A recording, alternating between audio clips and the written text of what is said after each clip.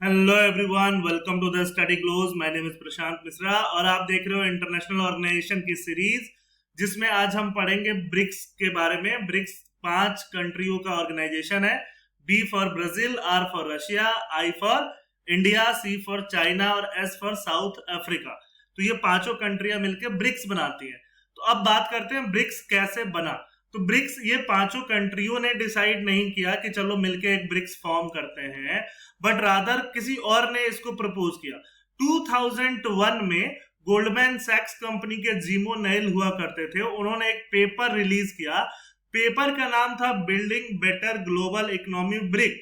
तो इसमें उन्होंने पॉइंट आउट किया कि ये जो 4 इमर्जिंग इकोनॉमीज हैं, China, India, Russia and Brazil, तब साउथ अफ्रीका का यहाँ पे नाम नहीं था, ये चारों कंट्रियां जो है यही फ्यूचर में जीडीपी ग्रोथ देंगी पूरे वर्ल्ड को। क्योंकि यूरोप जो है, यूएसए जो है, इनकी जीडीपी ग्रोथ जो है वो डिक्लाइन होते जा रही है। तो ये चारों कंट्रियां जो है वो बड़ी भी हैं, साइजेबल भी हैं और अच्छा जीडीपी ग्रोथ भी फ्यूचर में दे पाएंगी। तो ये बात जीमोन नेल ने बोली। साथ में जीमोन नेल ने ये भी बोला कि G7 जो कंट्रीज है, G7 जो फोरम है जिसमें 7 advanced economies of the world है, उनको इन चारों कंट्रियों को भी इंक्लूड करना चाहिए। क्योंकि वक्त बदल रहा है, वक्त ऐसा आ गया है कि यूरो लॉन्च हो चुका है 1999 में। यूरोप का डायमेंशन जो है, डायनामिक्स जो है वो बदल रहा है। तो G7 को भी रिवैम्प करने की जरूरत है। बात आती है 2003 की, जब वापस से गोल्डमैन सैक्स कंपनी के ही ने एक और पेपर रिलीज किया। पेपर का नाम था dreaming with BRIC path to 2050। तो इसमें इसमें यह बताया गया कि ग्लोबल इकोनॉमिक मैप जो है 2050 तक चेंज हो जाएगा।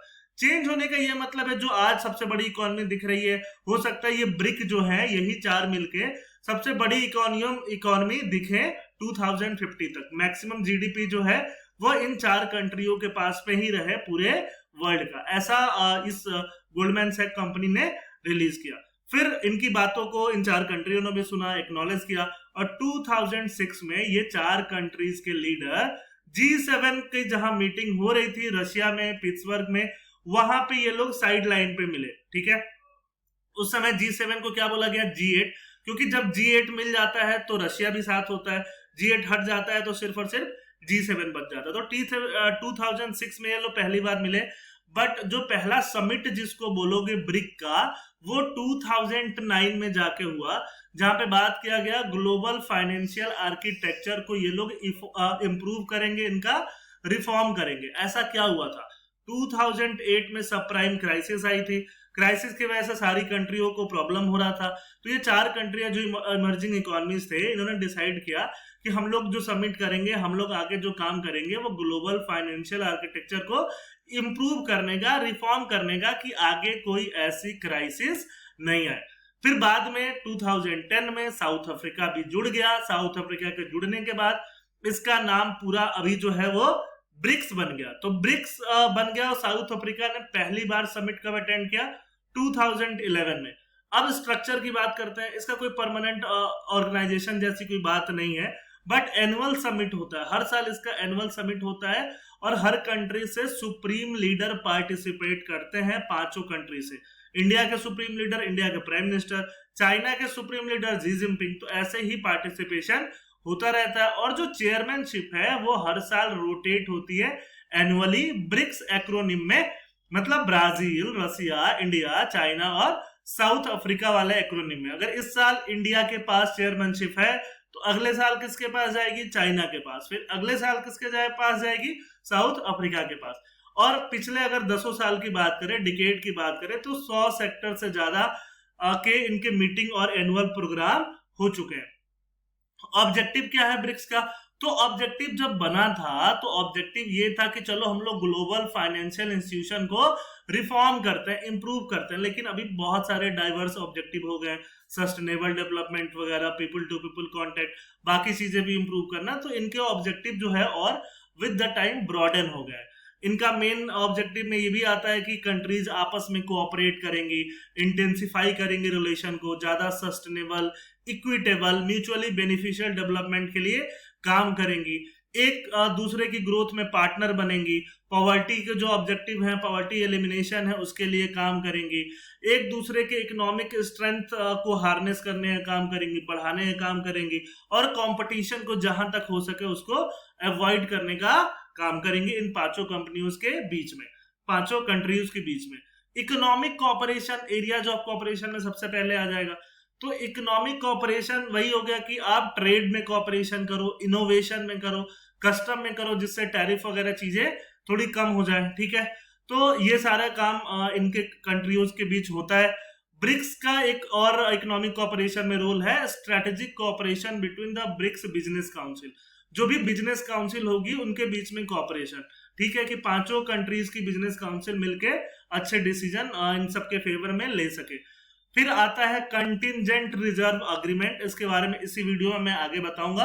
और the new development bank, NDB का नाम आपने सुना होगा, ये एक बैंक ब्रिक्स ने मिलकर बनाया था, ठीक है, इसको ब्रिक्स बैंक भी बोल देते हैं। तो ये हो गया आपका इकोनॉमिक कॉपरेशन। इकोनॉमिक कॉपरेशन के अलावा है people to people exchange.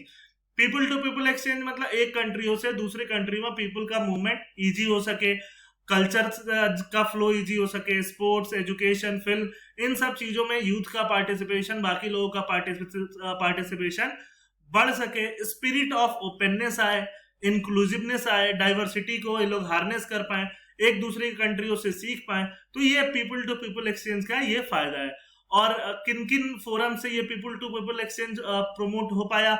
Young diplomat forum, parliamentarian forum, trade union forum, civil BRICS और मीडिया फोरम से ये सारी चीजें प्रमोट हो पाई। अब बात करते हैं पॉलिटिकल एंड सिक्योरिटी कॉपरेशन की। तो पॉलिटिकली ये लोग चाहते हैं कि मोर इक्विटेबल एंड फेयर वर्ल्ड बने। अभी सबसे बड़ा डिबेट क्या है? सबसे बड़ा डिबेट ये है कि इनइक्वालिटी वर्ल्ड में बढ़ता जा रहा है। इनइक्वालिटी बढ़ता जा रहा है मतलब गरीब और अमीर होता जा रहा है। तो इसके लिए मोर इक्विटेबल वर्ल्ड के लिए ये लोग काम करें, वर्ल्ड को और फेयर और जस्टिसेबल बनाने का काम करें कि इनइक्वालिटी को क्या किया जा सके, वर्ल्ड से रिड्यूस किया जा सके, पीस बहाल किया जा सके, सिक्योरिटी और पीस में ऐसा कॉपरेशन ये लोग चाहते हैं। साथ में ये कैसा फोरम है? तो मल्टीलैटरल फोरम है। मल्टीलैटरल मतलब दो से ज्यादा कंट्रीज यहाँ पे पार्टिसिपेट करती हैं। तो एक ऐसा ये लोग क्रिएट कर पाए, एग्जाम्पल क्रिएट कर पाए, ऐसा ये लोग सोचते हैं पूरे वर्ल्ड के लिए, और बेस्ट प्रैक्टिसेस एक कंट्री का दूसरे कंट्री अडॉप्ट कर पाए।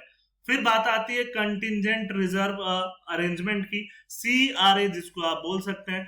तो वर्ल्ड में फाइनेंशियल क्राइसिस का टाइम बढ़ता जा रहा है, कभी भी कहीं भी फाइनेंशियल क्राइसिस आ जा रही है, उससे निपटने के लिए एक शॉर्ट टर्म लिक्विडिटी सपोर्ट है कि अगर किसी कंट्री में, इन पांचों कंट्रियों में किसी में अगर अचानक से कुछ लिक्विडिटी क्राइसिस आ गया, कुछ फाइनेंशियल क्राइसिस आ गया, तो ये आपको CRA अरेंजमेंट के तहत पैसे वगैरह वहां पे दिया जा सके, करेंसी स्वैप एक कंट्री के दूसरे कंट्री से कराया जा सके। और अगर balance of payment crisis situation है तो उससे वो कंट्री डील कर सके।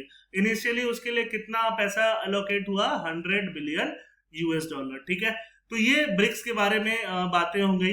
न्यू डेवलपमेंट बैंक अपने आप में एक टॉपिक है, वो अलग से हम लोग कवर करेंगे। थैंक यू, जय हिंद, और अपना यूट्यूब चैनल सब्सक्राइब करते हैं।